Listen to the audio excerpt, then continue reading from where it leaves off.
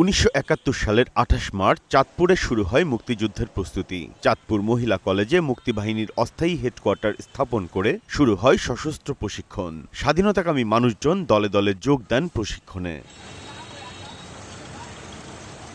৪ April Pakistani হানাদার বাহিনী দুটি জেট বিমান থেকে সারা চাঁদপুর শহরে শেলিংয়ের মাধ্যমে প্রথম আক্রমণ চালায়। এতে পুরান বাজার ও বড় স্টেশন এলাকায় ২ জন শহীদ হন।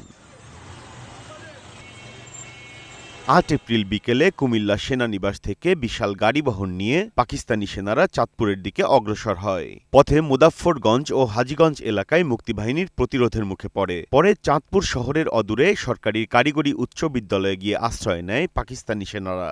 যুদ্ধটা আরম্ভ হয়েছিল ঠিক অনুমান রাত্রে ১১টার থেকে। পরদিন গুড়ি গুড়ি বৃষ্টি ছিল। ওনারা যে অ্যাম্বুশ পাচ্ছে, কিলিকজুন পাচ্ছে, যে অ্যাম্বুশটা পাক আর্মিরা পাচ্ছে, আমরা তার কিলিকজুন ভাঙতে পারি নাই।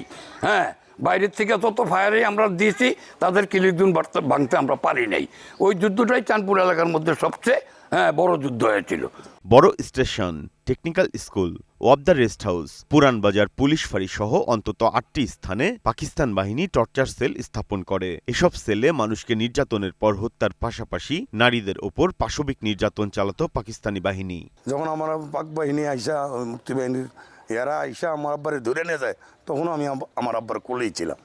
আমি তখন বুঝি যুদ্ধ চলাকালীন সময়ে বহু মানুষকে এখানে কারো কল্লা কেটে তারপরে মানুষকে হত্যা করে এই নদীতে ভাসিয়ে দিছে। অবশেষে ৮ ডিসেম্বর মুক্ত হয় চাঁদপুর। এদিন ৩৫৬ জন পাকিস্তানি সেনা মুক্তিযোদ্ধাদের কাছে আত্মসমর্পণ করে। শহীদদের স্মরণে চাঁদপুরের বিভিন্ন স্থানে রয়েছে স্মৃতিসৌধ ও স্মৃতিস্তম্ভ, যা আজও স্বাধীনতার রক্তাক্ত ইতিহাসের নীরব সাক্ষী হয়ে দাঁড়িয়ে আছে। Biprajit Chanda, Green News desk.